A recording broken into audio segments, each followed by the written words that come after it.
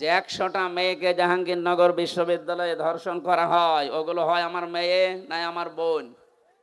আল্লাহ যেটা পারে ওইটা অন্য কেউ পারে, এই বিশ্বাস করার নাম শিরিক। আর শিরিক যারা করে তারা মুশরিক।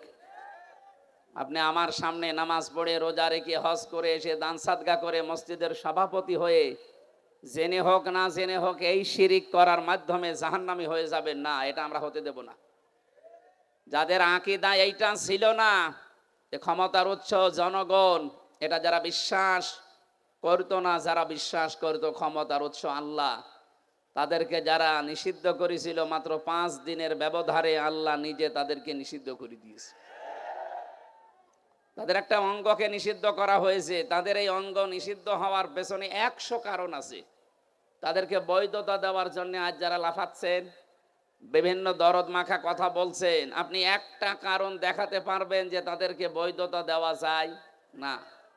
আমার এই মোবাইলে আছে 100টা কারণ আমি দেখাতে পারবো। নিম্ন কারণ হচ্ছে তারা 100 মেয়েকে ধর্ষণ করার পরে মিষ্টি বিলিয়েছে। যাদেরকে নিষিদ্ধ করা হয়েছে এইটা তাদের জীবনে আছে না? এই কথা বলেন না কেন? যে 100টা মেয়েকে জাহাঙ্গীরনগর বিশ্ববিদ্যালয়ে ধর্ষণ করা হয়, ওগুলো হয় আমার মেয়ে না আমার বোন? এই কথা বলেন না কেন? এটা সর্বনিম্নটা গেল, বড়টা কোনটা? বড়টা তারা মুসলমান মনে করে, শিবির মনে করে বিশ্বজিৎকে মেরে ফেলেছে। আমার সাথে এই 3 বছর এক ঘরে ছিল সেই ছেলেটা শাওন। আমি বললাম, ভাই আপনি এই কাজ করলেন কি করে? ও কিছু বলে নাই? হ্যাঁ বলেছিল। ওরে আমরা যখন কোপ দিচ্ছিলাম আমাকে বলেছে যে কিসের শিবির, আমি তো হাফ হাতাই না, আমি ফুল হাতা। তারপরও ওরে আমরা ছাড়ি নাই। ফুল হাতা বোঝেন? আমি আগে বুঝতাম না, ওই দিন ওর কথা শুনে বুঝলাম যে ফুল হাতা কি। আমাদের যিনি জেলার ছিল দেবদুলাল, যখনই আসতো মানুষ সব দাঁড়িয়ে বলতো ফুল হাতা আসতেছে। আমরা যেহেতু ওখানে 100 জনের প্রায় 70 কি 96 ভাগই, 100 জনের মনে হয় 96 জন আমরা মুসলমান ছিলাম, বাকি 4 জন 5 জন হয়তো অন্যান্য ধর্মের ছিল। তো অন্য ধর্মে যারা আছে তারা তো আর হাফ হাতা না ফুল হাতা? হাফ হাতা না, তারা ফুল হাতা। বলেন তো, যারা ফুল হাতা কেউ ছেড়ে দেয় না, শিবির মনে করে মেরে ফেলে, সেই জায়গায় তাদের অপরাধ আর কোথায় পৌঁছাবে? মানুষ হত্যা করলে 5টা অপরাধ আল্লাহ নিজে বলেন, আমা ইয়াকদুল মুমিনাম মুতাআম্মিদান ফাজাযাউহু জাহান্নাম। প্রথম পুরস্কারই আল্লাহ তাকে দেবে জাহান্নামে। সুতরাং জুলাই আগস্টের গণহত্যার সাথে যারা জড়িত তারা তো একটা দুইটা না, 3732 জন মানুষ মেরে ফেলেছেন। কোনো কারণ দেখাতে পারবেন না যাদের এই কারণে মারলাম, না, বিনা কারণে। আদালত কর্তৃক কোনো, বিচারালয় কর্তৃক কোনো ফাঁসির রায় হয়েছিল এই 3732 জনের পক্ষে? না। কেন আপনি মেরে ফেললেন? যারা এর সাথে জড়িত, টপ টু বটন যেই হোক, হয় কেউ ডাইরেক্ট কেউ ইনডাইরেক্ট, প্রত্যেকের পুরস্কার আল্লাহ দেবেন জাহান্নামে। আমরা অনেকে এই মনে করে আসি যে যাবো না, 5 বছর থাকবো, জাহান্নামে যাওয়ার পর আবার বের করে দেবে আল্লাহ। পরের শব্দ দিয়েছেন খালিদান ফিহা, 2 দিন পরে বের হবা না, স্থায়ী ভাবে থাকা লাগবে। এই খালিদান ফিহা স্থায়ী ভাবে থাকা লাগবে কতদিন এটা আর বলা নেই। বলেন তো, এটা আর বলা নেই। ফাঁসির যাদের রায় হয়, যে মানুষগুলো যাবজ্জীবন পায়, এ সর্বনিম্ন 30 বছর জেল খাটা লাগে, কাজকর্ম করে দিলে 22 বছর, এর নিচে নেই। 22 বছর আপনাকে খাটাই লাগবে। তাও তো একটা নির্দিষ্ট মেয়াদ আছে যে 22 বছর বা 30 বছর পরে আপনি বের হবেন। খালিদান ফিহার ভেতরে কিছুই নেই যে কবে আপনি বের হবেন। আরো কড়া কথা আছে এই খালিদান ফিহার পক্ষে, ইউরিদুনা আইয়াখরুজু মিনান নার ওমা হুম বিখারিজিনা মিনহা ওয়া লাহুম আযাবুম মুকিম। এই মানুষগুলো চেষ্টা চালাবে বের হওয়ার জাহান্নামের আগুন থেকে, আল্লাহ আবার ফিরিয়ে দেবেন। শুধু ফিরিয়ে দেবেন এতটুকুই আল্লাহ বলেননি, ওয়া লাহুম আযাবুম মুকিম, স্থায়ী আযাব দেবেন তাদের উপরে। বের হওয়ার চেষ্টা করলে আযাব বেড়ে যাবে। আফামান হাক্কা আলাইহি কালিমাতুল আযাব আফা আনতা তুনকিযু মান ফিন নার। আমি আল্লাহ যাকে নির্ধারিত শাস্তি লিখে দিয়ে জাহান্নামে পাঠিয়ে দিয়েছি, হে নবী আপনি কি পারবেন ওকে জাহান্নামের আগুন থেকে বের করে নিয়ে আসতে? তার মানে এরকম অপরাধে যারা অপরাধী, বিশেষ করে তিনটা, তার ভেতরে মানুষ হত্যা একটা, আরো দুইটা আমি বাকি পরে বলবো। যারা মানুষ হত্যার সাথে জড়িত, সে যেই হোক, বিশ্বাস করেন কোরআনে কারিম জানাচ্ছে তাদেরকে স্থায়ীভাবে জাহান্নামে থাকা লাগবে। কোন বাবা, কোন পীর সাহেব আপনাকে বাঁচাতে পারবে না। আল্লাহ এতটুকু যদি শেষ করে দিতেন, তাও তো আমরা আয়াতটা অন্তত এ পর্যন্ত বলে শেষ করতাম। এর পরের শব্দগুলো আরো কঠিন। আল্লাহ পাক বলেন ওয়ালা আনাহু, আমি নিজে তাকে লানত দেব। আগাদিবাল্লাহু আলাইহি, আমি নিজে আল্লাহ তার উপরে রেগে থাকব।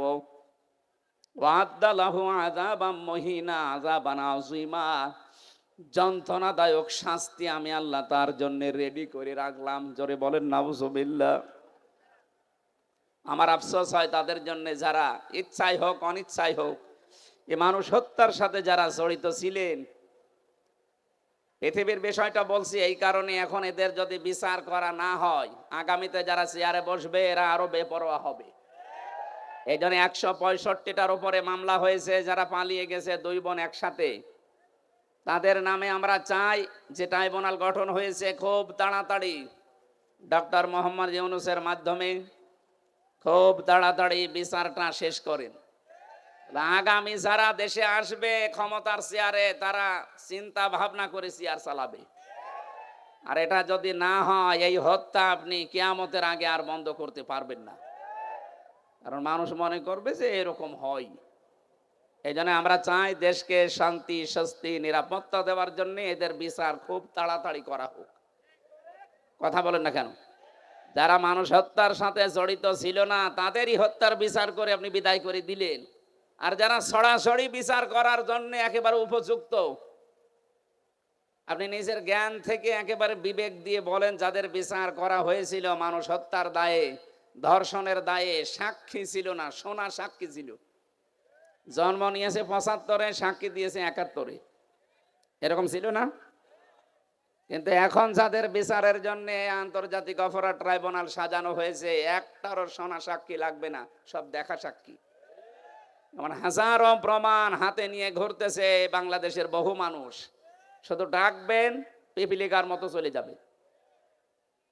এজন্য আমরা চাই আগামী বাংলাদেশ নিরাপদ। যদি আমরা উপহার দিতে চাই, যে নিরাপত্তা দিতে চাই, এই হত্যার সাথে যারা জড়িত খুব তাড়াতাড়ি তাদের বিচার করে এইটা ক্লোজ করেন। এই কথা বলেন না কেন? আগামী কিয়ামত পর্যন্ত এই দেশে আর বিনা কারণে কাউকে কেউ হত্যা করার জন্য সাহস পাবে না। আমার প্রথম শব্দ ছিল, এ কোরআনে কারিমের মাহফিলে যারা আমরা এসেছি, আজকে কষ্ট স্বীকার করে যারা বসে আছি, অবশ্যই কিছু নিয়ে আজকে যাব। তেলাওয়াতকৃত আয়াতে অনেক তথ্য আছে, আমরা চিন্তা ভাবনা করে তাফসীর আকারে কথা বলবো ইনশাআল্লাহ। সুতরাং যে মানুষগুলো এগুলোর সাথে জড়িত ছিলেন, আপনারা যদি তাওবা করতে চান, হত্যার যে শাস্তি আছে এই শাস্তি আপনাকে পাওয়া লাগবে। কি অনেকে এখন দেখছে বিভিন্ন দেশে বিভিন্ন জায়গায় যে তাওবা করছে, বলছে আস্তাগফিরুল্লাহ, ভুল হয়ে গেছে, আমাদের আবার ফিরিয়ে নিয়ে আসেন, আমরা এবার একেবারে ভালো হয়ে যাব। আমার মনে হচ্ছে কিয়ামত কায়েম হয়ে গেছে, কিয়ামতের ময়দানে কিছু মানুষ এ কথা বলবে, লাআল্লি আমালু সালিহান ফিমা তারাকতু কাল্লা।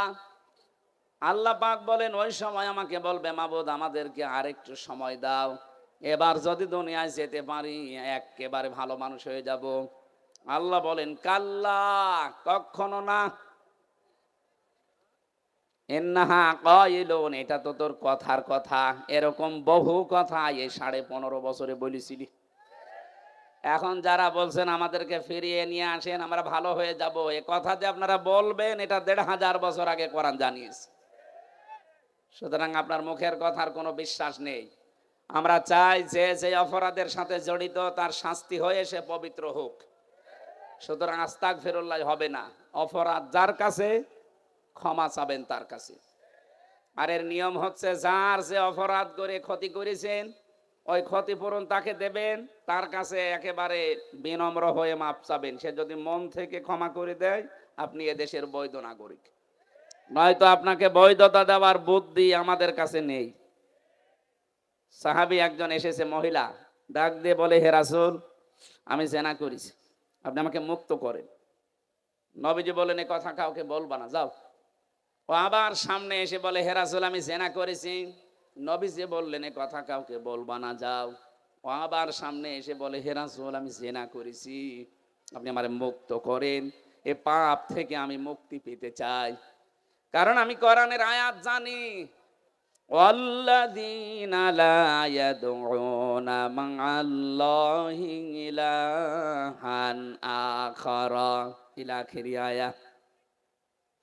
সূরা ফুরকানের 68 নম্বর আয়াতের প্রথম অংশে আছে, পৃথিবীতে যারা তিনটা অপরাধ করবে এদের শাস্তি আল্লাহ ডবল করে দেবে। এক নম্বরে আল্লাহকে যারা ডাকে, পাশাপাশি অন্য কাউকে যারা ডাকে। এই কোন দিকে তাকাচ্ছেন? এদিকে তাকিয়ে থাকেন। আমি কিন্তু ভাই একটু পরে জিজ্ঞাসা করবো আপনাকে, যে তিনটা পাপের শাস্তি আল্লাহ ডবল বললেন, ইদাফ লাহুল আযাব ইয়াউমাল কিয়ামা, কিয়ামতে আল্লাহ ডবল করে শাস্তি দেবেন। তার প্রথম পাপ, আল্লাহকে ডাকে, মা আল্লাহি ইলাহান আখার, অন্য কাউকে তার সাথে জুড়ে দেয়। আর এটা বাংলাদেশে বেশি। যদিও রাজশাহী, খুলনা এ সমস্ত বিভাগগুলোতে এখনো অত জোরার ওভাবে শুরু হয়নি, এগুলো চট্টগ্রাম, সিলেট বিভাগে চলছে। ওরা দেখবেন আল্লাহকে ডাকে কিছুক্ষণ, এরপরে ইয়া আলী বাবা, শাহ আলী বাবা, কেল্লা বাবা, ফতে বাবা। কোথায় পেয়েছেন আপনি?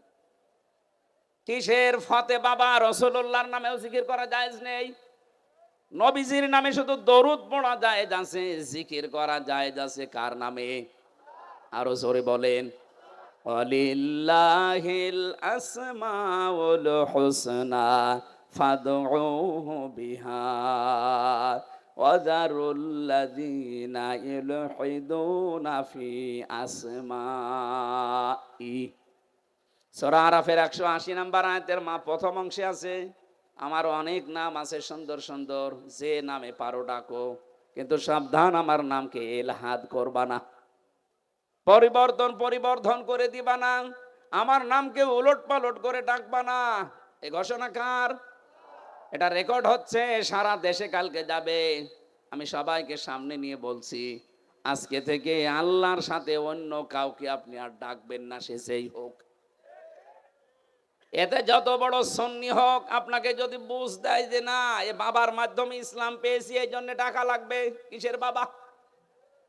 এ পৃথিবীতে ইসলাম এসেছে যার মাধ্যমে, আমাদের নবী মুহাম্মদুর রাসূলুল্লাহ, তার নামেও তো জিকির করা জায়েজ নেই। আর আপনার বাবা?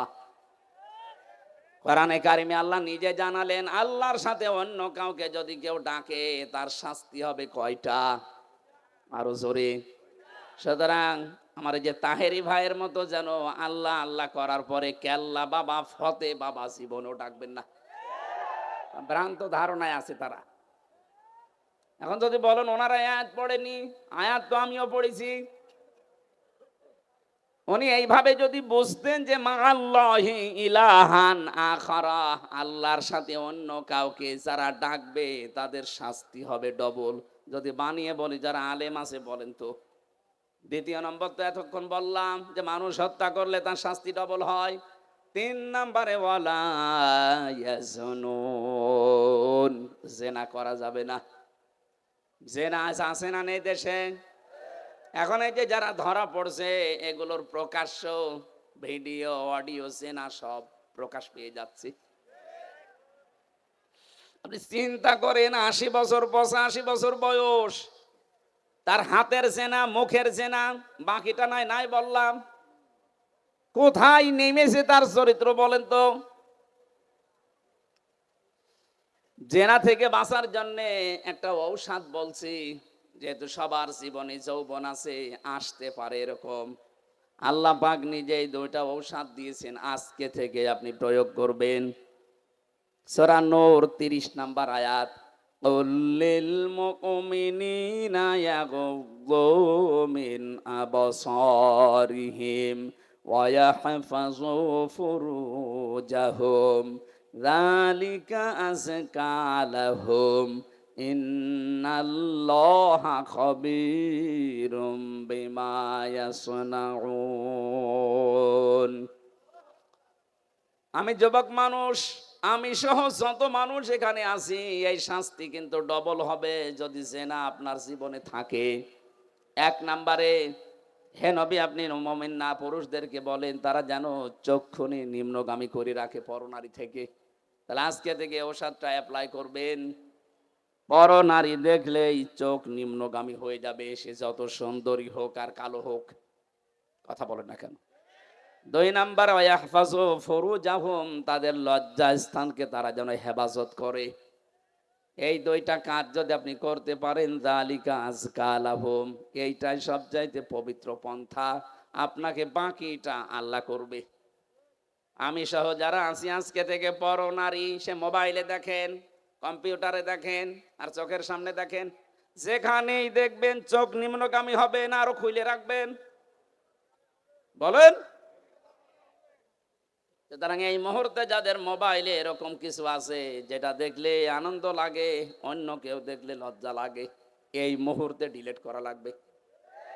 এরকম কোন মহিলার ছবি, ড্যান্স, অর্ধ উলঙ্গ উলঙ্গ যে সিনেমাগুলো যা আছে, যার কাছে যা আছে এই মুহূর্তে ডিলিট করেন। করেন করেন, তাড়াতাড়ি করেন। 30 সেকেন্ড সময় দিলাম, নেন। না না, ওয়াজ কিসের? ওয়াজ শুনতে এসেছে, এক্ষুনি আমল করা শুরু করা লাগবে। অন্তত এখন যদি লজ্জায় কেউ নাও করেন, বাড়ি যাওয়ার সময়, বাড়ি যাওয়ার আগেই সব ডিলিট করে বাড়ি যাবেন। কারা কারা হাত তোলেন তো? এই দেখেন উল্টাপাল্টা লোক এখানে আছে, আমি জানি। এই, যারা আছে বাড়ি যাওয়ার আগে এগুলো শেষ করে যাবে। জেনা থেকে বাঁচা এটা আল্লাহর রহমত ছাড়া সম্ভব না। বিশেষ করে আমাদের যে জামানা চলছে এখন, তো প্রত্যেকটা জায়গা জেনা দিয়ে পরিপূর্ণ করে দিয়েছে। বিশেষ করে 15.5 বছরে যা করেছিল, কথা বলেন ঠিক কিনা? জাতিকে আমাদের বাঁচাতে হবে। আমি বলছিলাম, মেয়েটা ডাক দিয়ে বলে, হে রাসূল, আমি যেহেতু জেনা করে ফেলেছি, এখান থেকে যদি মুক্তি পেতে হয় তাহলে যে শাস্তি আছে আল্লাহর কোরআনের, ওইটা প্রয়োগ করেন। ওই শাস্তি যদি হয়ে যায়, দুনিয়াতে কোনো অপরাধের শাস্তি যদি হয়, ওই শাস্তির জন্য আল্লাহ কিয়ামতে আর বিচার সাজাবেন না, এসেই শেষ। আপনি যদি চুরি করেছেন, যদি হাত কেটে দেওয়া হয়, তাহলে কিয়ামতে এই বিচার আল্লাহ করবে না। মানুষ হত্যা করেছেন, দুনিয়ায় যদি আপনাকেও মেরে ফেলা হয় বা দিয়ত দিয়ে যদি আপনি পার পেয়ে যান, তাহলে আপনাকে কিয়ামতের দিন আল্লাহ আর বিচার করবে না। জেনা করেছেন, বিচার হয়ে যাক, কিয়ামতে আল্লাহ এই বিচার আর করবে না। তাহলে আমার প্রশ্ন হচ্ছে, যারা 15.5 বছরে জুলুম, অত্যাচার, নির্যাতন, গুণ, খুন, আয়না ঘরের সাথে যারা জড়িত, তারা এই অপরাধগুলো যদি মাফ করাতে চান, যার কাছে অপরাধ করেছেন তার কাছে স্বীকার করে ওর ক্ষতিপূরণ দিয়ে দেন। আমি কথা বোঝাতে পেরেছি? আপনি আয়না ঘরে রেখেছিলেন যাদেরকে, তাদের কাছে যে বলেন যে তোমার বিশাল ক্ষতি করে দিলাম। এই যে ব্যারিস্টার আরমান, আমান আজমি সহ আমি 14 বছরের মানুষ ওখানে দেখেছি আছে। কেউ 5 বছর, 7 বছর, 8 বছর, 10 বছর, 14 বছর করি আছে। এত বড় বড় নখ হয়ে গেছে, চুল দাড়ি গোপ, মনে হচ্ছে কেউ জঙ্গল থেকে বেরিয়ে আসতেছে। রিমান্ডে যখন আমার মাটির নিচে নিয়ে যেত, কিছু মানুষকে দেখেছি এই নখ দিয়ে খসিয়ে খসিয়ে ওই দেওয়ালের সাথে মাটির নিচে লিখে রেখেছে, ভাই যদি কেউ বাইরে যেতে পারেন তো এই নাম্বারে জানাবেন যে আমি বেঁচে আছি। টের পাচ্ছি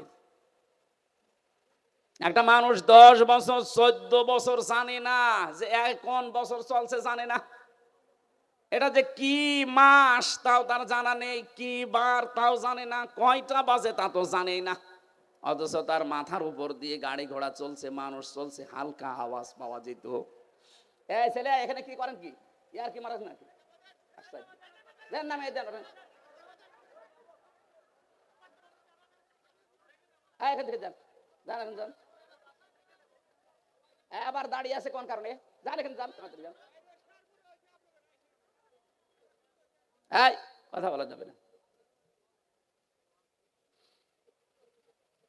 কি কঠিন ভয়ঙ্কর পরিস্থিতি, শুনলে আপনাদের ভয় লাগে।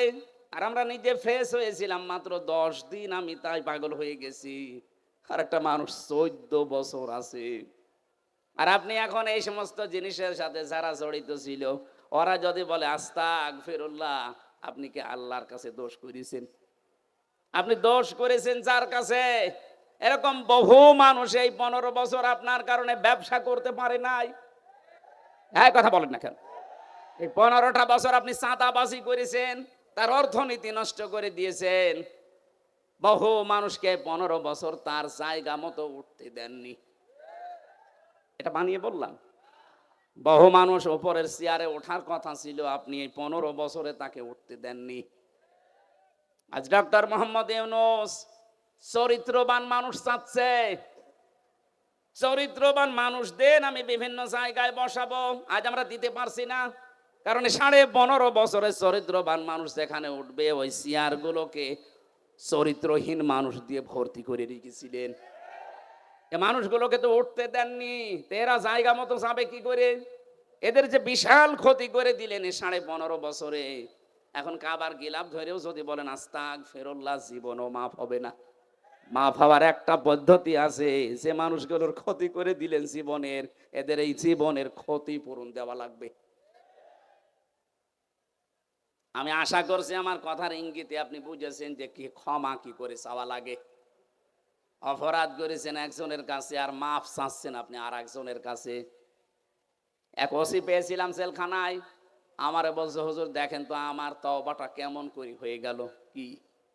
সেই যে নির্বাচন কেন আমি বাইরে ছিলাম, আমার যে কনস্টেবল আছে, আমার যে এসআই আছে, এএসআই আছে, দারোগা আছে, যা এদেরকে নিয়ে আমি আল্লাহর রাস্তায় ভোট কাটা আরম্ভ করলাম। রাত 12টার পর থেকে, যে কোরআন শরীফ আমার সামনে, এইভাবেই বলছি। আমি ফাঁসির কন্ডেম সেলের ভেতরে আছি, উনি আমার সাথে দেখা করতে এই তাওবা শোনাচ্ছে যে আমি তাওবা করেছি, আমারটা কি হয়েছে।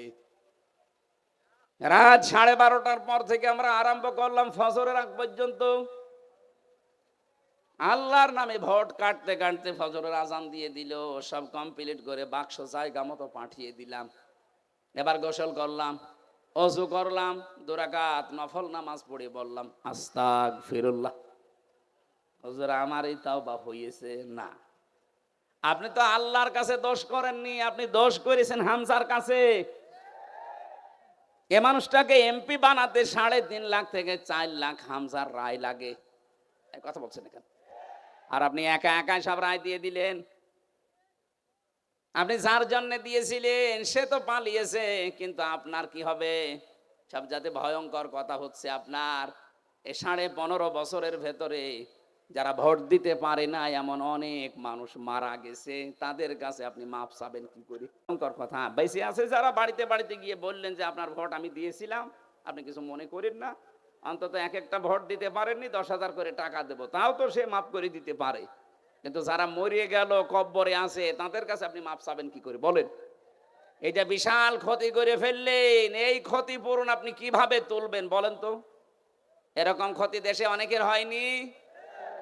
মাপ নাই চাওয়া চাই জীবিত মানুষের কাছে, মরিয়ে গেছে, মাপ চাবেন কি করে? কি করলেন বলেন আপনি? এখন নিজের কি ক্ষতি করলেন? এরকম ক্ষতি যেন সামনে কেউ আর না করেন। অনেকে এরকম ক্ষতি করার জন্যও মশানে বসে আছে যে দাঁড়ান, থালা হাতে আগে পায়। এই জন্যই তো বিচার ব্যবস্থায় যারা আছে শক্ত হওয়ার জন্য আহ্বান জানাচ্ছি। এমন বিচার করবেন আন্তর্জাতিক অপরাধ ট্রাইব্যুনালে, কিয়ামতের আগে যেন কেউ আটকে ওঠে মানুষ। তাছাড়া এটা বন্ধ হবে না। কথা বুঝতেছেন? আমার কথার সারাংশ এই, এই মেয়েটা যেমন অপরাধ করার পরে, অনুশোচনা করার পরে বিচার নিজে নিয়ে এরপরে মারা গেছে, তার তওবা কবুল হয়েছে। আমরা চাই 15.5 বছরে যে অপরাধ করেছেন, আপনি তো জানেন কি করেছেন। আপনার কলমের খোঁচায় কত মানুষের উপরে চেয়ারে উঠতে পারে না, আরো নিচে নেমে গেছে। তার কি ক্ষতি করে দিলেন বলেন?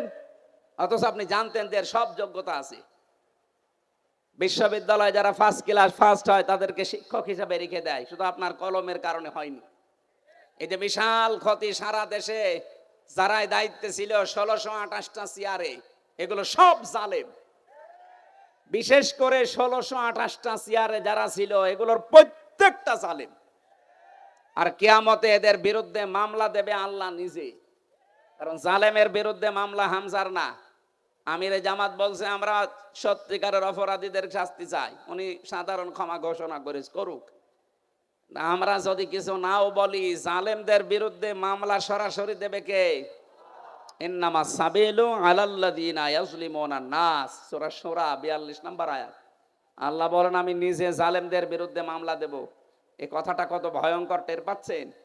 যিনি বিচারপতি তিনি মামলার বাদী। এই জন্য আপনার জন্য আফসোস করা ছাড়া আমাদের আর কিছু করার নেই।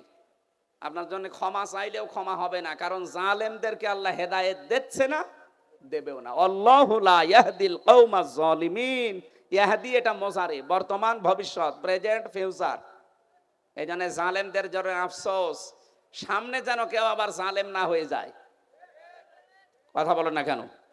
আমরা দেখতে পাচ্ছি বাংলাদেশে এখনো বুঝে হোক না বুঝে হোক, আবেগে হোক আর যেভাবেই হোক, অনেকেই জালেম হওয়ার জন্য চেষ্টায় আছে।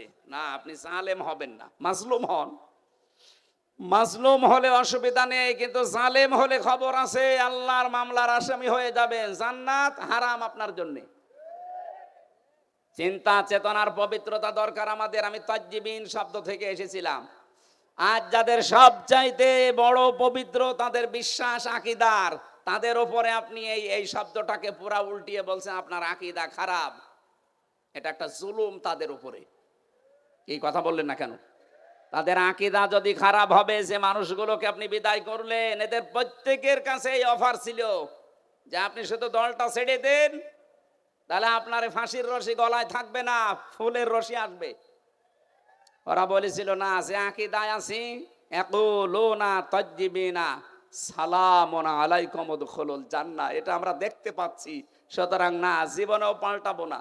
এই কারণে তাদের ফুলের মালা থেকে ফাঁসির মালা পর্যন্ত চলে এসেছে, নিজের আকীদা বিশ্বাস তারা পাল্টায়নি। আর আপনি জীবনে কোনোদিন ফাঁসির রশি দেখেননি, ফতোয়া দিয়ে যাচ্ছেন আপনার আকীদা খারাপ। আকীদা খারাপ হলে তারা এখনো বেঁচে থাকতো আমাদের মাঝে। এই কথা বলেন না কেন? রাজার হালে থাকতো।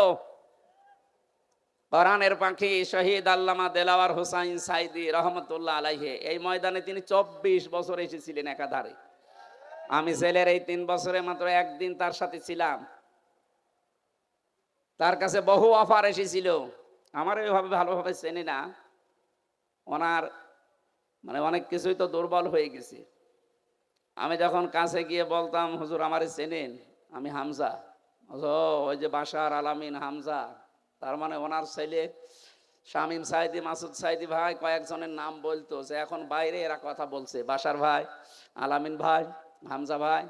ও হামজা, ওই দিন আমাকে 10 মিনিট কথা বলেছিলেন।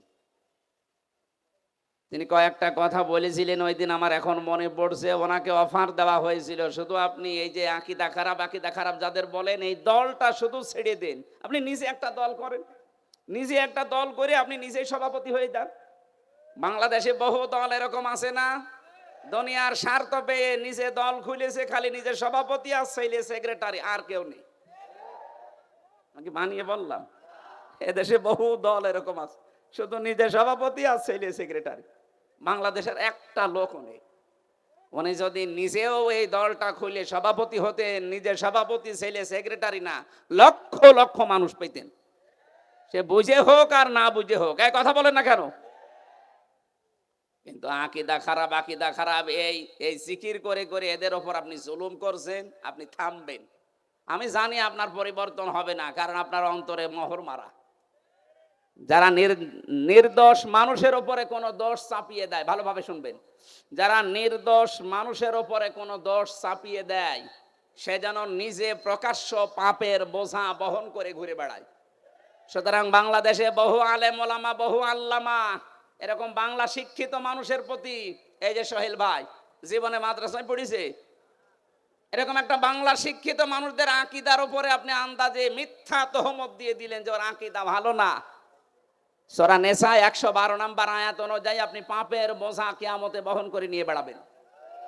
হ্যাঁ, দুনিয়াতে আল্লাহ শাস্তি আপনাকে দেবে, ওই ব্যবস্থা এখন আল্লাহ করছে না। তাই ইমাম আহমদ ইবনে হাম্বলের জামানায় আমরা দেখেছিলাম, কিতাবে পড়েছি, 2 মহিলা একজন মারা যাওয়ার পরে আরেকজন এসে লাশ ধোয়াতে গিয়ে এই হাত আটকিয়ে গেছে তার রানের উপরে, কয়েক ঘন্টা পর্যন্ত আর নড়াচড়া নেই, হাত তুলতে পারে না। এলাকার যিনি ইমাম তাকে বলছে কি করা যায়। উনি গ্রাম্য মানুষ, ফতোয়া দিয়েছে এক কাজ করেন, জীবিত মানুষের হাত তো কাটা যাবে না, মেয়ে লোক যেটা মরে গেছে ওনার ওই জায়গায় চামড়া কেটে ফেলেন। কিন্তু এমন জায়গা এই রানের উপরে, নাভির নিচে হাঁটুর উপরে, এই জায়গায় এই কাজ করলেও হতো। কিন্তু যিনি মারা গেছেন তার স্বামী বলছে না, আমার স্ত্রী মরে গেছে আর এখন চামড়া কাটবেন, মানে দরকার হয় জীবিত মানুষের হাত কেটে ফেলেন। জীবিত মানুষের স্বামী যে আচ্ছা কি বলেন, আমরা আসলাম উপকার করার জন্য, আর এখন আমাদেরই আপনি ক্ষতি করবেন না। আমার স্ত্রী ভালো মানুষ, নেককার মানুষ, আমি আমার স্ত্রীর হাত কাটতে দেব না। আর একটু বড় ইমামের কাছে গেছে, আর একটু বড় জায়গায় গেছে, শেষ পর্যন্ত ওই দেশের প্রধান বিচারপতি ইমাম মালিক মদিনাতে থাকেন, তাকে ঘোড়ায় চড়ে প্রায় 80 কিলোমিটার দূরে এই ঘটনা নিয়ে আসলেন। ইমাম মালিক পর্দার আড়াল থেকে জিজ্ঞাসা করলেন, আমি ঘটনা বলার জন্য না, দুইটা শিক্ষা দেওয়ার জন্য, খুব খেয়াল করে শুনবেন, আমাদের এখানে বহু মানুষের এরকম গোনা হচ্ছে তাই বলছি। ইমাম মালিক জিজ্ঞাসা করলেন, মেয়ে কি করিস বলো। মেয়েটা বলে, ইমাম আমি কিচ্ছু করি নাই, আপনি আমাকে বাঁচান। ইমাম বলে, হ্যাঁ আমি বাঁচাতে পারি, যা যা হয়েছে তাই তাই তোমাকে সত্যি বলা লাগবে। বলে, হ্যাঁ আমি সব বলবো, বলো। আমি আসলাম বাড়ি থেকে, মেয়েটাকে চাদর দিয়ে চারদিকে ঘিরে নেওয়া আছে, তার প্রসাব পায়খানা পরিষ্কার করিয়ে আমি শুধু রানের উপরে হাত দেওয়ার সময় একটা মন্তব্য করেছিলাম। মন্তব্যটা এই, মারা যাওয়ার কিছুদিন আগে একটা পুরুষের সাথে বাড়িতে ঢুকতে দেখেছিলাম আমি, কিন্তু পুরুষটা কে এটা আমি ধারণায় আমার আসে নাই, চিন্তায় আসে নাই। পরবর্তীতে এই যে হাত লেগে যাওয়ার পর যখন সব দিকে হইচই পড়ে গেছে, তখন তার ছেলে আর স্বামীকে জিজ্ঞাসা করা হয়েছে যে এই কাজটা আমি করে ফেলেছি। আমি কিন্তু একটা ধারণা করেছিলাম এই মহিলার উপরে। কিছুদিন আগে, খুব বেশি হলো আজকে থেকে 7 দিন আগে, একটা পুরুষের সাথে তাকে আমি বাড়িতে প্রবেশ করতে দেখেছি। আমি ধারণা করেছিলাম তোমার উপরে তো ফিটফাট ভালোই লাগে, ভেতরে চরিত্র এত খারাপ এ পুরুষের সাথে, অথচ ওইটা ছিল তার আপন ভাইয়ের ছেলে। ভাইয়ের ছেলে তার জন্য কি হয় বলেন তো, ফুফু কি হয়। 14 জন পুরুষের সাথে একজন মহিলার দেখা করা যায় যাচ্ছে, তার ভেতরে এইটা একটা। কথা বলেন না কেন? 14 জন পুরুষের সাথে একজন মহিলার দেখা করা যায় যাচ্ছে, তার ভেতরে এইটা একটা। নিজের আপন ভাইয়ের ছেলে, আপন বোনের ছেলে, এদের সাথে দেখা করা ফুফুর জন্য, খালার জন্য জায়েজ নেই? বলেন বলেন। তা আমি তো পর পুরুষ মনে করে আন্দাজে ধারণা করেছি, নিক্ষেপ করার কারণে আমার মনে হয় আল্লাহ হাত আটকিয়ে দিয়েছে। ইমাম মালিক বললেন, হ্যাঁ এটা আমি ধারণা করছি।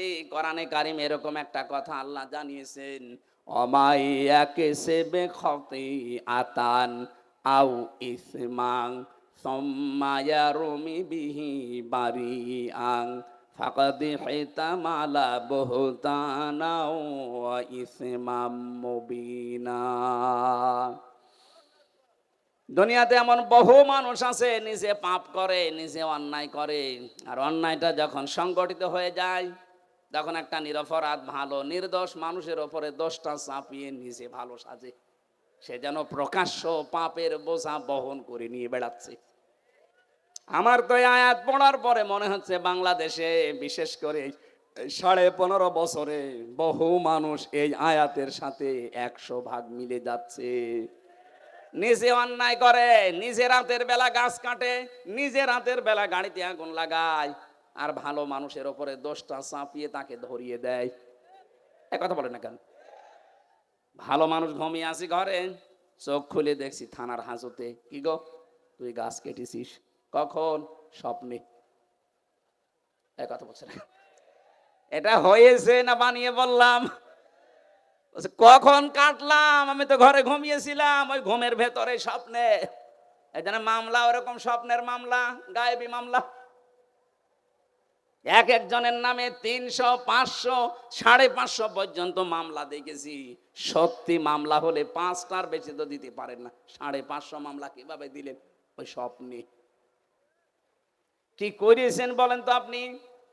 এই 3 বছরে বহু মানুষ আমাকে এসে বলছে, হুজুর আমার মামলা 313টা, মনে হচ্ছে বদরের সাহাবীদের উনি পুষিয়ে ফেলেছে। ইমাম মালিক ডাক দিয়ে বললেন, আল্লাহর বান্দি, তুমি যে অপরাধ করেছো, এই যে আন্দাজে একটা নিরপরাধ মানুষের ওপরে এটা নিক্ষেপ করার কারণে তুমি পাপের বোঝা বহন করে এখন নিয়ে বেড়াচ্ছ, আল্লাহ আটকিয়েছে এই কারণে।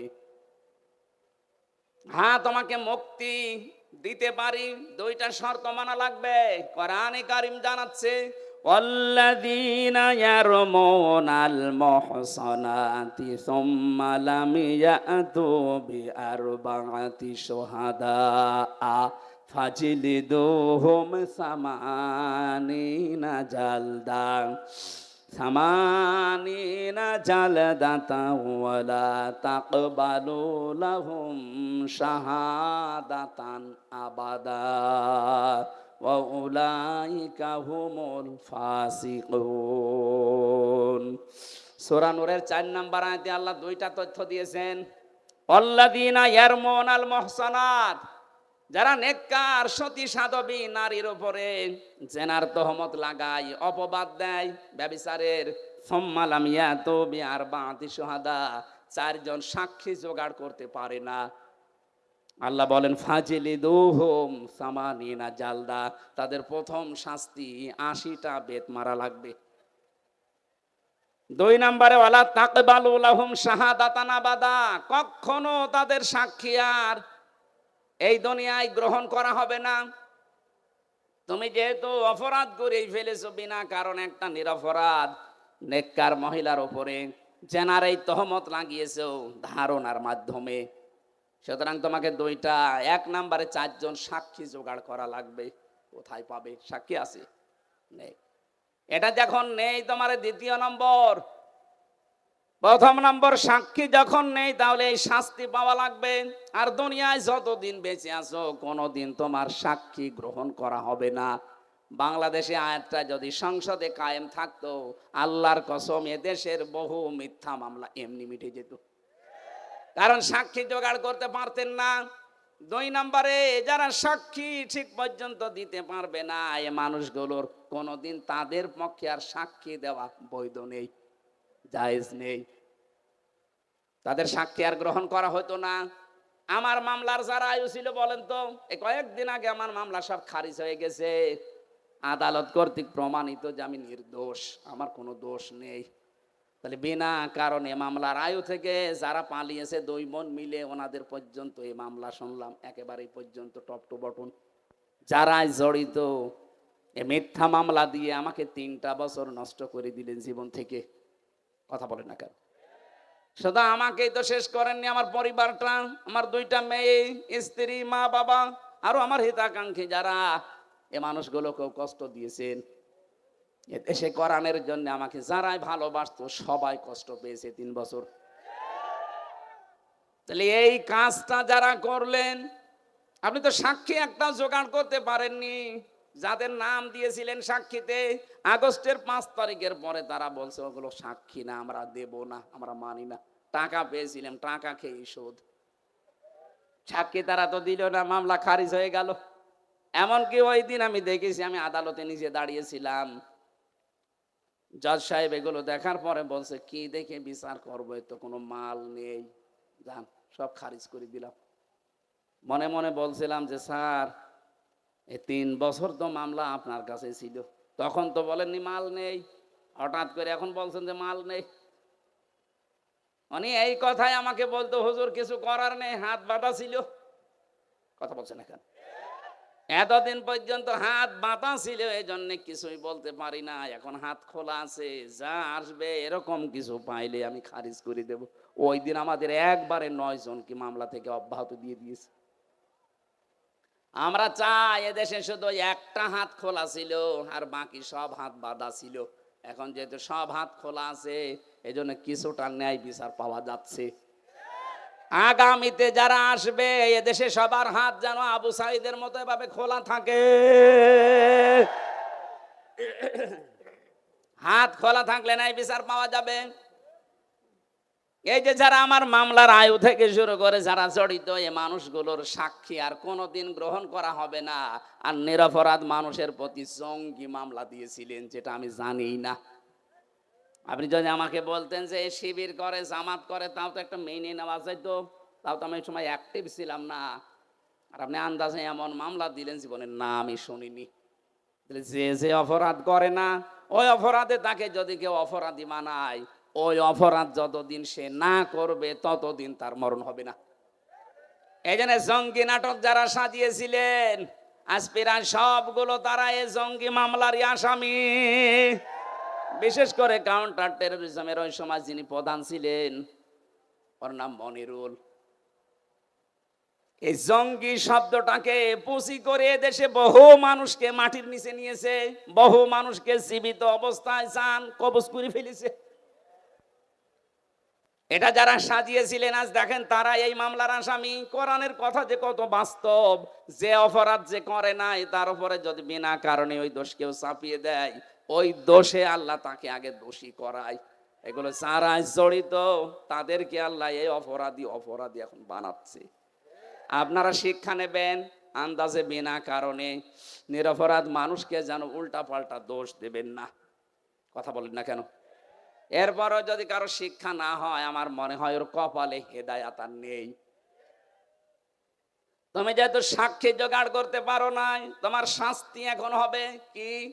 2 নম্বরে সামানিনা জালদা, 80টা বেত মারা হবে।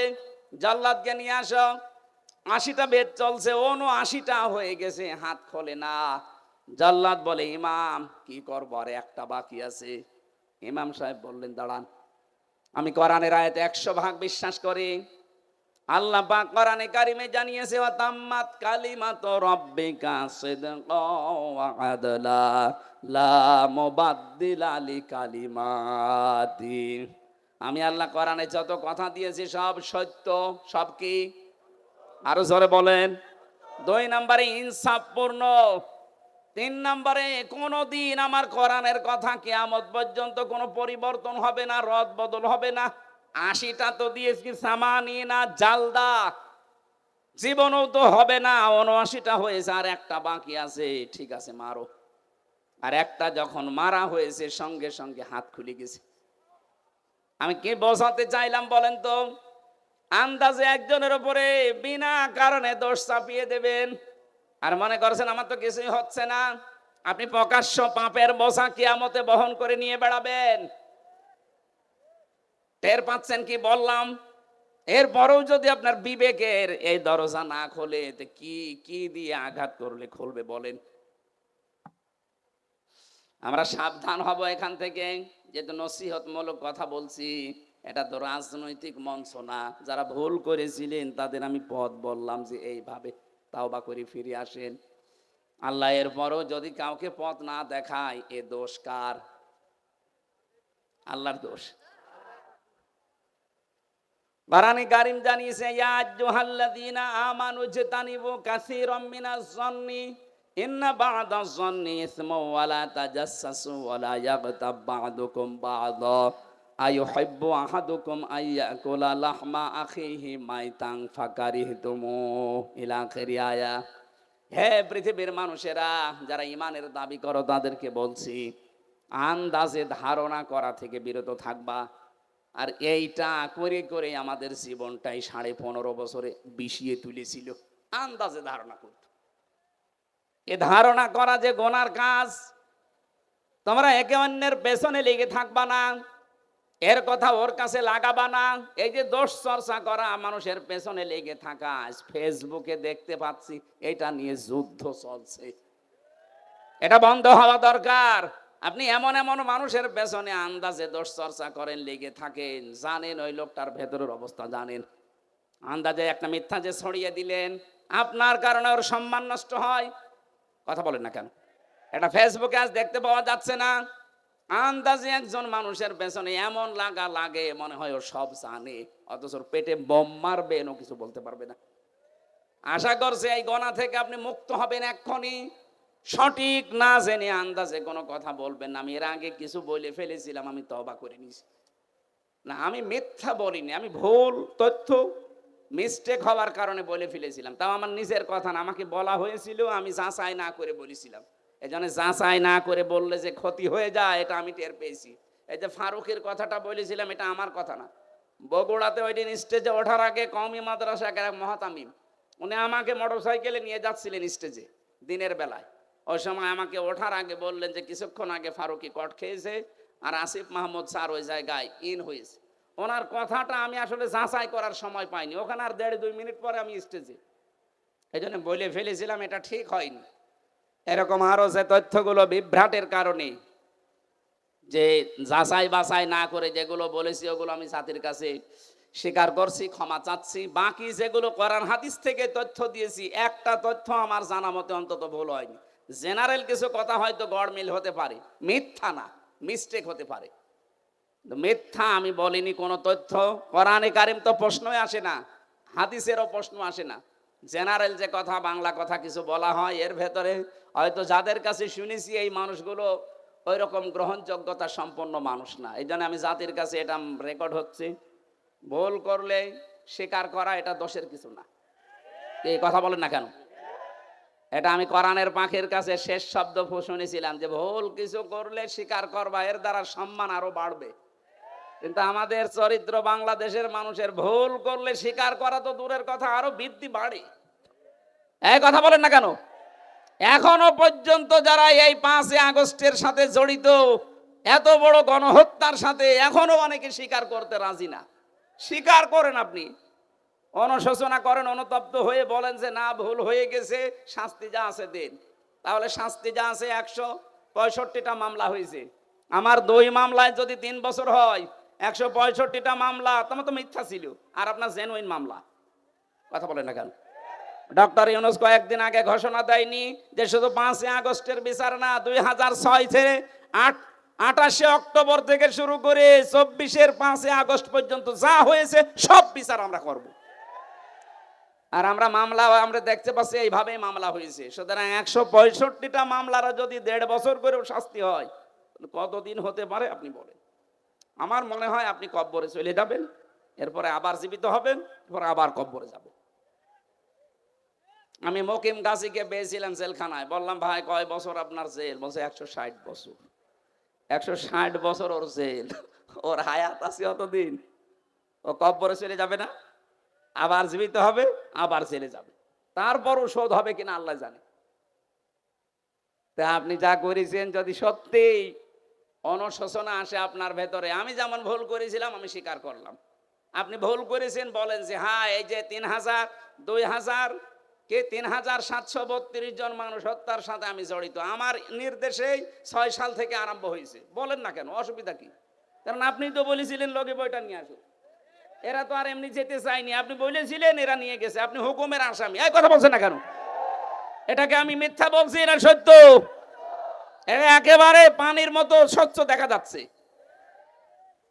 এক হিন্দু ড্রাইভারকে পেয়েছিলাম ওই 7 সালে, 6 সালের এই ঘটনার পরে। এখান থেকে যাচ্ছিলাম আমি সিরাজগঞ্জ গোল চত্বর থেকে, মাহফিল ছিল আমার এই যে রায়গঞ্জ না রায়পুর আছে, এখানে ছিল। ওনারা মোটর সাইকেলে দিয়ে গেল এই মোড়ে, তখন বাসে আসতাম, তখন কেবল দাখিল পরীক্ষা দিয়ে আলেমে পড়ি, এই সময় ওই ছোটখাটো মিলাদ পড়তাম। আমারে নিয়ে বাসে তুলে দিল, বাসের গাড়ির ড্রাইভার এই যে নাটোর রোডে, এই বনপাড়ার এই রোডে যাওয়ার সময় রাস্তার মাঝে একটা কুকুর মরিয়ে পড়ে আছে, কুকুরের উপর দিয়ে না দিয়ে বাম দিয়ে দিল, গাড়ি ঝাঁকি দিয়েছে। ড্রাইভারকে বললাম আপনি এমন করলেন, এক্ষুনি তো উল্টিয়ে যেত। আমার বলছে দেখছেন একটা কুকুর মরিয়ে পড়ে আছে, আমি আবার ডবল করে চাকা দেব, আমার বিবেক নেই। আমি বললাম আরে ভাই, এ তো মরা কুকুর, একে মেরে ফেললে কি আর না মারলে কি? ড্রাইভার আমার দিকে ঘুরে বলছো হুজুর আপনি কি আসলে হুজুর নাকি বেশ ধরেছেন? আপনি কেমন হুজুর, দেখছেন যে একটা মরা কুকুর পড়ে আছে, আমি ডবল করে গাড়ির চাকা চালাবো, আমার বিবেক নেই? হ্যাঁ। আপনার নাম কি? সুব্রত। আমার নাম শুনে বুঝলাম ওর ইমান নেই, কিন্তু বিবেক আছে। এক কথা বলছে না কেন? ওর গায়ে থাবা দিয়ে বলেছিলাম যে ভাই আপনার ইমান নেই কিন্তু আপনার বিবেক আছে, যে মরা জিনিস আপনি আর ডবল করে মারলেন না। অথচ গত বছরে, এটা 7 সাল, গত বছরে 6 সালের অক্টোবরের 28 তারিখে আমার জসিম ভাইকে ওরা মেরে ফেলার পরে লাশের উপরে ড্যান্স দিয়েছে। এদেরকে মানুষ বলা যায়? এখনো পর্যন্ত যারা বলছেন না কি হয়েছে, কি হয়েছে, আপনার উপরে তো হয়নি। ওই জসিম যদি আপনার বাবা হইতো আপনি টের পেতেন। কথা বলেন না কেন? ওই জানে যার কাছে যে অপরাধ আমরা করি তার কাছে যে স্বীকার করব, অনুশোচনা করব, অনুতপ্ত হব। এটা আমাদের আদি পিতা করেছিলেন, এই জন্য সে মাপ পেয়েছেন। শয়তান করে নাই, এই জন্য সে মাপও পায় না। হযরত আদম আলাইহিস সালাম বলেছিলেন, রব্বানা যালামনা আনফুসানা, হে আল্লাহ আমার ভুল হয়ে গেছে, আমি জুলুম করে ফেলেছি, তুমি যদি আমার উপরে রহমত নাজিল না করো, আমাকে যদি মাফ না করো, তাহলে আমি ক্ষতিগ্রস্ত হয়ে যাব। অন্যায় করার পরে স্বীকার করা, আফসোস করা, অনুশোচনা করা, অনুতপ্ত হওয়া, এটা আদম আলাইহিস সালামের খাসলত। কথা বলেন না কেন? আর অন্যায় করার পরে স্বীকার না করে আর্গুমেন্ট পেশ করা শয়তানের খাসলত। ও বলেছিল, আনা খায়রুম মিনহু খলাকতানি মিন নার ওয়া খলাকতাহু মিন তিন, যে আমি একে সেজদা দেব মানে আমি আগুনের তৈরি আর ওটা মাটির তৈরি, আমার ভেতরে পাওয়ার আছে, শক্তি আছে, আমি সব জ্বালিয়ে দিতে পারি। আর ও তো মাটি, ও পড়ে থাকে, ও তো ক্ষমতাই নেই। শয়তান অহংকার করেছিল ক্ষমতার, পাওয়ারের। কিসের? বলেন বলেন। তাহলে শয়তান যদি ক্ষমতার অহংকার করার কারণে আল্লাহর কাছে দুইটা জিনিস থেকে চির বঞ্চিত হয়েছে, এক নম্বরে শয়তান কোনোদিন ক্ষমা পাবে না, দুই নম্বরে শয়তান কোনোদিন জান্নাত পাবে না। এই 15.5 বছরে যারা ক্ষমতার দম্ভ দেখিয়েছে আর দম্ভ দেখিয়েছিলেন, বলেন তো এই শয়তানের সাথে মিলে যাচ্ছে কিনা? আমি কোরআনে কারিমে একটা আয়াত পেয়েছি, আল্লাহ পাক বলেন, ফাতিলকা বুয়ুতুহুম খাওবিয়াতাম বিমা যালামু, আল্লাহ যেন হাত দিয়ে দেখাচ্ছে, হে নবী ওই যে ওই ঘরের দিকে তাকান, ফাতিলকা বুয়ুতুহুম খাওবিয়াতাম বিমা যালামু ইন্না ফি যালিকা লাআয়াতাল লিকাউমি ইয়ালামুন। এটা সূরা নমলের ভেতরে আছে, 52 নম্বর আয়াত। আপনি একটু তাকান না কেন? আমি হাত দিয়ে দেখাচ্ছি, ওই যে ওই ঘর, যে ঘরে বসে জালেমরা দুর্বিসন্ধি করত। আজ সারা বাংলাদেশের 64 জেলার অবস্থা এক, যেখানে যেখানে জালেমরা দুর্বিসন্ধি করেছে ইসলামপন্থী মানুষদের বিরুদ্ধে, এ ঘরগুলো আজ আল্লাহ উজাড় গৃহ বানিয়ে দিয়েছে। আমার কুষ্টিয়ার খবর বলছি, সারা দেশের অবস্থায় কিন্তু একই। আপনি তাকান, এ ঘরগুলো আজ আল্লাহ মনে হচ্ছে হাত দিয়ে দেখাচ্ছে, ওই দেখ হানিফের ঘরের দিকে তাকা, টয়লেট বানিয়ে দিয়েছে, জাতীয় টয়লেট। আবু জাহেলের বাড়ি বানিয়েছিল আন্তর্জাতিক টয়লেট, এখানে তো আর আন্তর্জাতিক মানুষ আসে না, এজন্য এটা বানিয়েছে জাতীয় টয়লেট। ইনোর বাড়ি বানিয়ে দিয়েছে জাতীয় টয়লেট।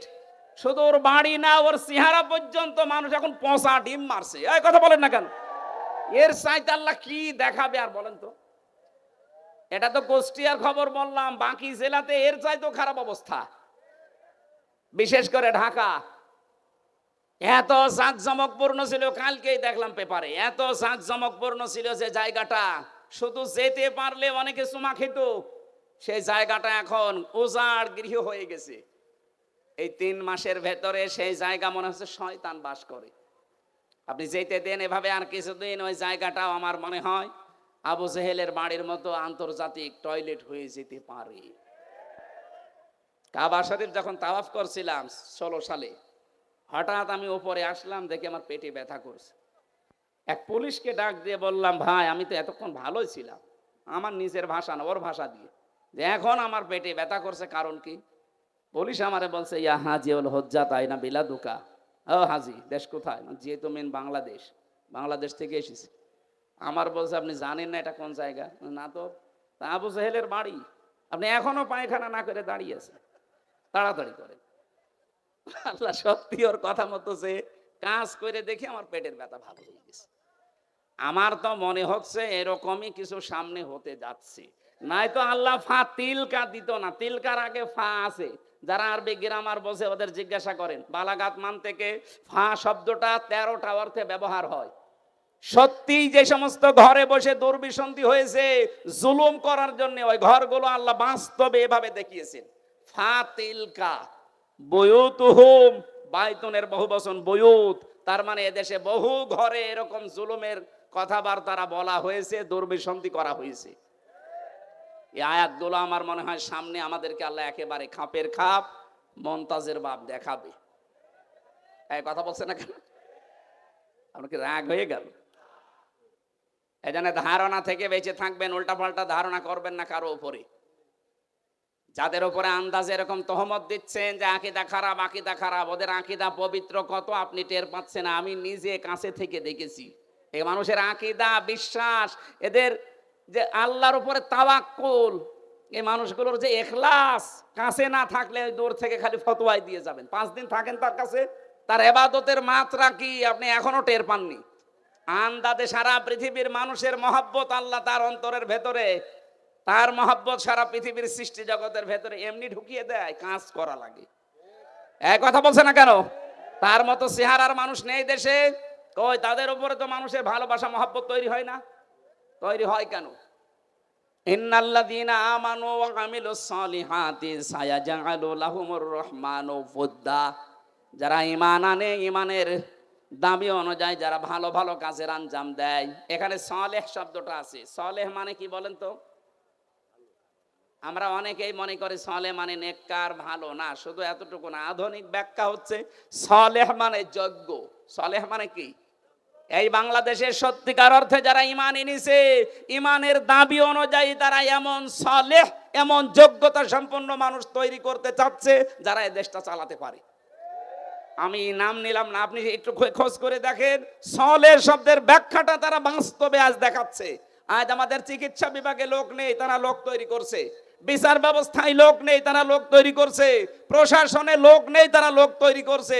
তা উল্টা পাল্টা লোক না, যোগ্যতা সম্পন্ন লোক। এই কথা বলে না কেন? সালেহ শব্দটা তারা বুঝেছে। আর এটার জন্য যাদের বই লেখাপড়া করা লাগে তাদেরও আকীদা খারাপ বলেন। এই সালেহ শব্দের আধুনিক ব্যাখ্যা পেয়েছি 20 শতাব্দীর মুজাদ্দিদ সাইয়্যিদ আবুল আলা মওদুদী রহমতুল্লাহ আলাইহি তার লিখিত বই থেকে এই মানুষগুলো এই ব্যাখ্যা পেয়েছে। এই জন্যই তো তারা এখন সালেহ শব্দটাকে বাস্তবে রূপ দেওয়ার চেষ্টায় আছে। আমরা শুধু মসজিদের ইমাম ভালো এটা জানি, মাদ্রাসার মুহতামিম ভালো, অধ্যক্ষ ভালো জানি, কিন্তু আমরা চাই ডাক্তারও যেন রাজশাহীর ডাক্তার ফাতেমা সিদ্দিকার মতো হয়, ডাক্তার যেন ফরিদপুরের ডাক্তার শাহিন জর্দারের মতো হয়, ডাক্তার যেন খুলনার ডাক্তার মতিয়ার রহমানের মতো হয়। এইরকম ডাক্তার বানাতে চায়, যোগ্য এবং সৎ। এই কথা বলেন না কেন? এই কর্মকাণ্ডে যারা নিজেদেরকে ইনভলভ করবে, আল্লাহ বলেন সায়াজআলু, সিন দিয়েছেন, সায়াজআলু লাহুমুর রহমানু ওয়ুদ্দা। সৃষ্টি জগতের ভেতরে একটা মহব্বত আমি আল্লাহ তার প্রতি তৈরি করে দেব। আমি তো বাস্তবে তাই দেখতে পাচ্ছি। লোকটা সেখানে যাচ্ছে, আজ পঙ্গপালের মতো মানুষ ভালোবাসায় একটু দেখার জন্য, শুয়ে দেওয়ার জন্য পঙ্গপালের মতো ছুটতেছে। কেন? তারা দেখা যায় না টিভিতে, তারা দেখা যায় না মোবাইলে। কি সমস্যা? কি শেষ করে দেবো? এটা দিলেন কেন এখন? কমন সেন্স নেই আমার? কেন? কি সমস্যা? কি আপনি কথা শুনছেন না? তাহলে আমি কিন্তু জিজ্ঞাসা করবো সালেহ মানে কি। আধুনিক ব্যাখ্যা যদি বলতে না পারেন না, ওই খালি 1500 বছর আগের পড়া বাদ দিন। আমার মনে হয় বিরক্ত হয়ে গেছেন আপনারা, না? শেষ করে দেব। কোরআনে কারিম থেকে 6666, 6636, দুইটা মতই আছে।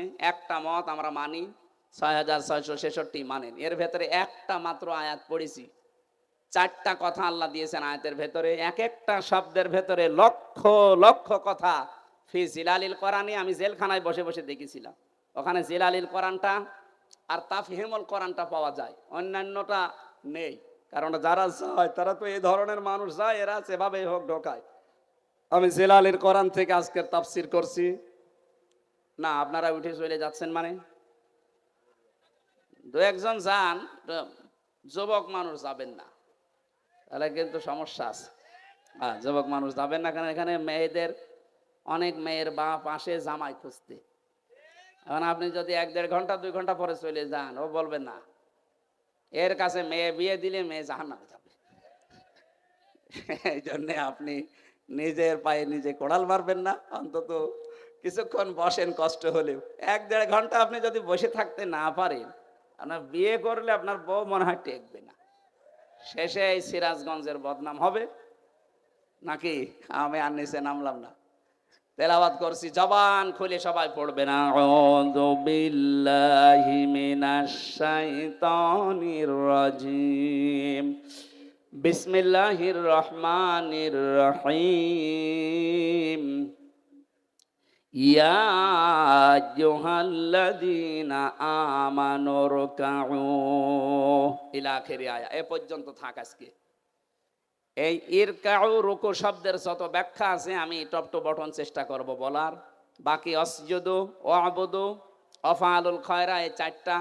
এখনো বেলকুচিতে দুইটা মাহফিল আছে, এক জায়গায় অসজুদু নেব, এক জায়গায় ওয়াবুদু রব্বাকুম। অফআলুল খয়রা এটা আরো বিস্তারিত। ভালো কাজ বলতে ধোকা খাই আমরা, ভালো কাজ কি আমরা এখনো জানি না অনেকে।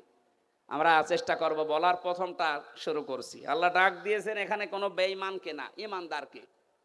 সুতরাং বেঈমান যদি থাকেন আপনি চলে যান। ওই যে চলে যাচ্ছে, চলে যাক। না না, বেঈমানের জন্য আজকের আয়াত না, আজকের আয়াত ইমানদারদের জন্য। যান আপনি তাড়াতাড়ি চলে যান। এখন প্রশ্ন আসতে পারে, আমার যে ইমান আছে আমি কিভাবে টের পাবো? আমার যে বিশাল জোব্বা গাই, আমার মাথায় পাগড়ি, এত বড় টুপি, আমার ইমান নেই মানে? না, ইমান আছে কিনা সাহাবী প্রশ্ন করলেন। বিশ্বনবী বললেন, ইদা সাররাতকা হাসানাতুকা ওয়া সাআতকা সাইয়্যাতুকা ফাআনতা মুকমিন। মুসলিম শরীফের হাদিস। যখন তোমার ভালো কাজগুলো তোমাকে আনন্দ দেবে আর অন্যায় কাজ করলে ভেতর থেকে একটা বাধা আসবে, তখন বুঝবে তোমার ইমান আছে। আপনি এবার বলেন তো, যে আপনার অন্যায় কাজ দেখলে আপনার কি ভেতর থেকে একটা বাধা আসে? না, আসে না। যাদের মোবাইলে বললাম উল্টাপাল্টা সিনেমা আছে, নভেল নাটক আছে, থিয়েটার আছে, যাদের উল্টাপাল্টা ছবি আছে, নিজে দেখলে আনন্দ লাগে, এই এই মুরব্বি দেখলে আপনার লজ্জা লাগে। তো এইরকম জিনিস থাকার পরেও আপনার মনে বাধা দেয় না, তাহলে আপনার ইমান থাকলো কি করে? বলেন না কেন? এই জন্য বলছে বাড়ি যাওয়ার আগে দয়া করে ডিলিট করে দিন। আর এই নিয়ত করে যান যে যতদিন বেঁচে আছি যেটা দেখা যায় না চোখ দিয়ে, আমি মরে গেলেও দেখবো না। এক কথা বলেন না কেন? এটা শুধু আপনারা, আমার দরকার নেই। আমি সহ যারাই আছি অন্তত এই গোনা থেকে, চোখের এই গোনা থেকে আমরা আজকে মোবাইলটাকে পবিত্র রাখি। আমার এর ভেতরে আন্তর্জাতিক স্কলার যারা, বিশেষ করে ডক্টর নোমান আলী খান, ডক্টর জাকের নায়েক, আর আমার খুব বাংলাদেশের সাজ্জাদ কামাল উদ্দিন জাফরি হাফিজাহুল্লাহ, ওনার লেকচার আছে। বাকিটা আমার মেয়ের কয়েকটা ছবি আছে, অন্য কিছু আর নেই। আর আপনার মোবাইলে খালি পরিমণির ছবি। এরকম মোবাইল দেশে নেই। বাড়ি যাওয়ার আগে ডিলিট করে দেবেন। ভালো কাজ যাদের আনন্দ লাগে না, অন্যায় দেখলে যাদের ভেতর থেকে একটা বাধা আসে না, ওর জুব্বা যত বড় হোক, ও যত বেলা জিকির করুক, ওর ইমান নেই। আমি আশা করি এই ছোট্ট কথা আপনি বুঝে ফেলেছেন। এবার আল্লাহ ইমানদারকে ডাক দিয়ে ঘোষণা দিচ্ছেন, ইরকাউ, রুকু করো। রুকু করো এই শব্দ বললে আমরা বুঝি এভাবে মাথা ঝোঁকানো না। রুকু শব্দের প্রধান অর্থ দুইটা। কোরআনে কারিমে এটা 42-43 নাম্বার আয়াত সূরা বাকারা আছে, ওয়া আকিমুস সালাতা ওয়া আতুজ যাকাতা ওয়ারকাউ মা'আর রাকিঈন। আল্লাহ পাক বলেন, নামাজ কায়েম করো, সম্পদ থাকলে যাকাত আদায় করো, আর রুকুকারীদের সাথে রুকু করো। তার মানে জামাতে হাজির হয়ে নামাজ পড়ো। এখানে রুকু মানে জামাতে হাজির হয়ে নামাজ পড়া, এক নাম্বার। দ্বিতীয় নাম্বার আমি পেয়েছি, এটা আছে সূরা মুমিনুনের ভেতরে। কোন মানুষ যদি রুকু সত্যিই করে না, সূরা জুমারের ভেতরে আছে 53, 54, 55 নাম্বার আয়াত।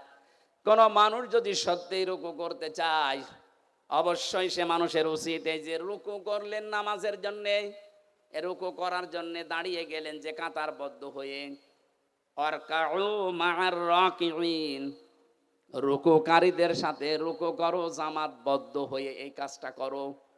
একা রুকু করার চাইতে জামাতে রুকু করলে 27 গুণ সওয়াব বেশি হয়। কয় গুণ? এই 27টা পয়েন্ট ওখানে লেখা আছে। আপনি এখানে আল্লাহর একটা বিধান মাত্র পালন করবেন, রুকু। কি পালন করবেন? এই রুকুটা পালন করার জন্য যখন দাঁড়িয়েছেন কাতারবদ্ধ হয়ে, একবারের জন্য মনের ভেতরে চিন্তা আসে যে আমার দুই দিকেই দাঁড়াবে জামাত ইসলাম। যদি বিএনপি, আওয়ামী লীগ, জাতীয় পার্টি, চরমনার কেউ দাঁড়ায়, ওরা আমি পেছনে দিয়ে দেব। আসে? মনের ভেতরে আসে? এখানে তো আসে না। এই শিক্ষাটা আপনার ব্যক্তি, পরিবার, সমাজ, রাষ্ট্রে নিয়ে যাওয়া লাগবে। এখানে আল্লাহর একটা বিধান পালন করার জন্য যেমন সবাই এক হয়ে গেছি, এখান থেকে বের হয়েছে 27টা সওয়াব এমনি দেবে না, 27 গুণ সওয়াব এমনি পাওয়া যাবে না। 27টা শিক্ষা আল্লাহ দিতে চান। এই 27টা শিক্ষা আমার পরিবারের, সমাজে, রাষ্ট্রে আমি মিলাবো। এর নাম রুকু। এই রুকু যদি আজ বাংলাদেশে আমরা সত্যি মেনে চলতে পারতাম, 27 গুণ সওয়াবের জন্য যারা এই ফজরের নামাজে কষ্ট করে উঠে শীতের সময় যান, এই 53 বছর সময় লাগার কথা ছিল না। রুকুটা বুঝলে 53 বছর আগে এই দেশের রুকু রাষ্ট্রীয়ভাবে কায়েম হয়ে যেত। আর ওইটাই চাই আমরা। রুকু শুধু নিজে নিজে করবেন মানে, জামাতবদ্ধ হয়ে রুকু করেন। পরিবার, সমাজ, রাষ্ট্রে সব জায়গায় আল্লাহর রুকু আপনি কায়েম করবেন। কোরআন পড়ার যে সমস্ত হক গুলো আছে তার ভেতরে দ্বিতীয় হক এইটা, মান ক্বারাআল কুরআনা ফাস্তাযহারাহু। যে ব্যক্তি কোরআন পড়ে আর কোরআনকে যারা বিজয়ী করার জন্য চেষ্টা চালায়। এজহার মানে শুধু প্রকাশ করা না, এজহার মানে শুধু স্পষ্ট করা না, এজহার মানে দাঁড় করানো, এজহার মানে কায়েম করা, এজহার মানে প্রতিষ্ঠা করা, এজহার মানে বিজয়ী করে দেখানো। 53 বছরে আজও আমরা রুকু করতে আসি, কিন্তু কোরআনে কারিমকে আজও বিজয়ী করতে পারিনি। কথা বলেন না কেন? এটা অনেকে রাজনীতি মনে করে আপনি দূরে থাকেন। কোন কারণে থাকেন আমি খুঁজে পাইনি। কোরআন পড়ছে সওয়াবের নিয়তি, অথচ কোরআনকে এজহার করার জন্য, বিজয় করার কোনো চিন্তা ভাবনা নেই। এগুলো বোঝাতে গেলেও বলে হুজুর এটা দুনিয়ার কাজ, রাজনীতি। এটা রাজনীতি হয় কি করে? ফাস্তাযহারাহু শব্দটা যারা বোঝে, অভিধান যারা বোঝে, আধুনিক অভিধান বেত্তা যারা লিখছে যে ফাস্তাযহারাহু মানে কোরআনকে যারা বিজয় করার চেষ্টা চালাবে, এই মানুষগুলো কোরআন পড়লে যে 4টা শর্ত আছে তাদের দ্বারাই আদায় হবে। কোরআন পড়তে হবে শুদ্ধ করে, কোরআন বুঝতে হবে, কোরআন নিজে মানতে হবে। 4 নাম্বার, কোরআন মানুষকে মানাতে হবে। এই জন্য আমরা যারা রুকু, আল্লাহর নির্দেশ, রুকু করতে চাই, এখন থেকে রুকু করলে যেহেতু 27 গুণ সওয়াব হয় রুকুকারীদের সাথে রুকু করলে, এই 27 গুণ সওয়াব নিতে হলে পরিবার, সমাজ, রাষ্ট্রে 27টা শিক্ষা মেলানোর দরকার আছে না নেই? পরিবারের শিক্ষা কি রুকুর? সম্মানিত মা বোন যারা এসেছেন, দেখলাম বহু মহিলা বসে আছে বিভিন্ন জায়গায়। মা বোনদের রুকু হচ্ছে শুধুমাত্র মাজা ঝুঁকিয়ে না, এটাই শেষ না। আপনি 4টা কাজ করবেন দুনিয়াতে: নামাজ পড়া, রোজা রাখা, আর কালো বোরকা পরলেই মনে করছেন আমি জান্নাত পেয়ে গেছি, জীবনও না। নেককার, সৎ, যোগ্য মহিলা জান্নাতের জন্য, যোগ্যতা সম্পন্ন হওয়ার জন্য 4টা কাজ করা লাগবে। তিরমিজি শরীফ। 1 নম্বরে ইদা নাজারা ইলাইহা সাররাতুহু, যখন আপনার স্বামী বাইরে থেকে এসে আপনার দিকে তাকাবে, স্বামীকে আনন্দ দেবেন। কথা বুঝতেছেন? এই শব্দটা আজ বাংলাদেশে নেই। স্বামী বাইরে থেকে এসে পরিবারে আনন্দ পায় না, এই জন্যই বাধ্য হয়ে পরকীয়া প্রেম করে। দেখলেন? এরা যে পায় না, পরকীয়া প্রেম করে। সম্মানিতা মা বোনেরা, কার স্বামী জি বলেছে আপনি শুনতে পেয়েছেন? আজকে থেকে একটু বাড়িয়ে দেবেন আদরটা। 2 নম্বরে ওয়াইদা গাবা আনহা হাফিজাতুহু, স্বামী যখন বাইরে যাবে তখন স্বামীর সম্পদ, স্বামীর সন্তান, নিজের ইজ্জত, সতীত্ব, নিজের লজ্জাস্থান, শরীর, এগুলো হেফাজত করে রাখবেন। অথচ অধিকাংশ মেয়েরা এখন স্বামী বাইরে গেলে দিন পায়। কথা বলে না কেন? মেয়েরা মোবাইলেও যদি কথা বলে, কোন ধাঁচে কথা বলবে আল্লাহ কোরআনে দিয়েছেন। সূরা আহজাবের 32 নম্বর আয়াতে আছে, ইয়া নিসান নাবিয়্যি লাস্তুন্না কা আহাদিম মিনান নিসাই ইনিত্তাকাইতুন্না ফালা তাখদা'না বিল কওলি ফায়াতমা'আল্লাযী ফি কলবিহি মারাদু ওয়া কুলনা কাওলাম মা'রুফা। এটা তাফসীরে খাজেনে আছে। আমি যা বলছি অধিকাংশ ফি জিলালিল কোরআন থেকে, আর এইটা আছে তাফসীরে খাজেনে। আল্লাহ ডাক দিয়েছেন, হে নবীর স্ত্রীরা, পর্দার আড়াল থেকে। তখন নাই পর্দার আড়াল থেকে, কিন্তু এখন অর্থ হবে মোবাইলে, ফ্যাক্সে, ফোনে। যদি আপনি ফোনে কারোর সাথে কথা বলেন, কথা বলবেন সত্য কথা, মিথ্যা বলবেন না, কিন্তু ভাষা হবে রুক্ষ সূক্ষ্ম। গরম দিয়ে এমন ভাবে কথা বলবেন, ওই পারে যে আছে ওর মনের ভেতরে যদি গুড়ও থাকে ওই এমনি তো অবাক করে নেবে। কথা বলে না কেন? হ্যাঁ, শুধু 14 জন পুরুষ বাদ দিয়ে 14 জন পুরুষ যাদের সাথে আপনার বিবাহ করা হারাম, আপনার আপন ভাই, আপনার বাবা, আপনার বোনের ছেলে, আপনার ভাইয়ের ছেলে। আমি কথা বোঝাতে পেরেছি কিনা বলেন? এই 14 জন আছে সূরা নেসার 21-22 নাম্বার আয়াতের তাফসিরে পাবেন। এই 14 জন পুরুষ মানুষ বাদ দিয়ে যদি কাবার ইমাম আব্দুর রহমান সুদাইসিও কল দেয়, আপনি কথা বলবেন সঠিক কথা, কিন্তু ভাষা এমন করবেন, কথা বুঝতেছেন? বলেন তো, স্বামী বাইরে গেলে এরকম করে মেয়েরা, আরো দিন পেয়েছে, এমন কায়দায় কথা বলে, ওই পাশে যে আছে ও মনে করে কাজ হচ্ছে। 2 দিন 5 দিন 1 মাস 2 মাস পরে দেখা যাচ্ছে 2-3 সন্তানের মাকে নিয়ে উনি আল্লাহর রাস্তায় পালিয়ে গেছে। না, এটা করা যাবে না। 3 নাম্বারটা বলার জন্য আমি রুকুর ব্যাখ্যায় হাদিসটা নিয়ে এসেছি। তাই ভালো করে শোনেন। অতুইনু আলা দীনি যাওজাতিহা, আপনার স্বামী যদি দ্বীনের কাজ করে, দ্বীন প্রতিষ্ঠার কাজ করে, মানবতার পক্ষে কাজ করে, স্বামীকে সময় দেবেন, স্বামীকে ছাড় দেবেন, স্বামীকে উদ্বুদ্ধ করবেন। কিন্তু অধিকাংশ মেয়েরা এই লাইনে নেই। ওর স্বামী দ্বীনের একামতে দ্বীনের কাজ করে, দ্বীন প্রচারে কাজ করে, মানবতার সেবা করে, ও আরো বাধা দেয়। আপনি নামাজ পড়ে রোজা রেখে কালো বোরকা পরেও জান্নাত যেতে পারবেন না। 4 নাম্বারটা হচ্ছে, স্বামী যেটা পছন্দ করে ওটা যদি জায়েজ হয়, জীবন থাকতে আপনাকে ওইটা মেনে নেওয়া লাগবে। আমি স্বামী, যত স্বামী এখানে আছে, প্রত্যেকটা স্বামী আমরা চাই বিয়ের পরে যেন আমাদের মা বাবা আমাদের সাথে থাকে। আমি খেয়ে থাকি না খেয়ে থাকি, আমার মা বাবা সাথে থাকবে, কথা বলে না কেন? কিন্তু 100টার 98টা মহিলা এটা চাই না। এটা চাই না, তার কারণ আছে, একে শুধু পানি পড়া দেয় এর মা আর ওর বড় বোন, ওখান থেকে বারবার শুধু কান পড়া দেয়, আর কতদিন থাকবি, আলাদা হয়ে যা, এই কথা বলছে না কেন? এরকম ছোট মনের বউ আছে? কার আছে হাত তোলেন তো। একজনের আছে। সম্মানিত ভাইরা, সম্মানিত মা বোনেরা, না আপনার রুকু হচ্ছে না। কিসের রুকু করেন আপনি? যে 4টা বললাম, একটাও মিলাতে পারলেন না। আশা করছি এই 4টা কথা মেনে নেবেন। এই রুকু যদি এভাবে আমরা পয়েন্ট আকারে দুনিয়াতে করতে পারতাম, এই পৃথিবীর চিত্রই পাল্টিয়ে ফেলতে পারতাম। আর আমরা ওই রুকুই চাচ্ছি সামনে ইনশাআল্লাহ। আমি জেলে বসে মাওলানা মামুনুল হকের সাথেই ছিলাম। আমিরে জামাত ডাক্তার শফিকুর রহমান 4 দিন ছিলেন আমার সাথে।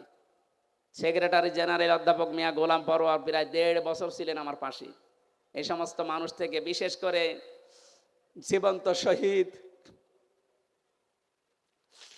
এটিএম আজহারুল ইসলাম, এই মানুষটাকে আমি 3টা বছর, উনি ছিলেন ফাঁসির কন্ডেম ছেলে, মাঝে মাঝে আদর করে আমাকে বই পাঠাতেন, প্রোডাক্টিভ মুসলিম, মধ্যম পন্থা, এমন এমন সুন্দর সুন্দর বই, ওনার কাছে প্রায় 150-র উপরে বই আছে। আমাকে বলতেন, হামজা আমি তো বাইরে যেতে পারি না, তুমি যদি যেতে পারো এই কথাগুলো জাতিকে পড়ে পড়ে শোনাবা।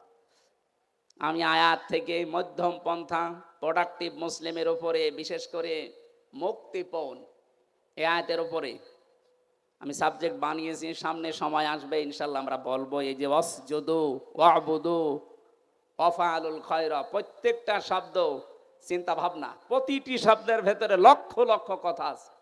আমরা তাফসীর আকারে আবার সামনে কথা বলবো। আজকে তো মাহফিল 3টা চলছে, আমার শরীরও আর পারছে না, আর প্রায় 1.5 ঘন্টা হয়ে গেছে। ওই যে লিখিত যে বইগুলো আছে, ওই গাড়ি দেখা যাচ্ছে, জেলখানায় বসে করেছিলাম, 2 দিন আগে একটা পাবলিশ হয়েছে, সৃষ্টি জগৎ নিয়ে লিখেছি, ওইটা যাওয়ার সময় নিয়েছেন। আল্লাহুম্মা আমিন। লা ইলাহা ইল্লা আনতা সুবহানাকা ইন্নী কুনতু মিনাজ জালিমিন। রব্বানা যালামনা আনফুসানা ওয়া ইল্লাম তাগফির লানা ওয়া তারহামনা লানাকুনান্না মিনাল খাসিরিন। রব্বুল আলামিন, চাতক পাখির মতো তোমার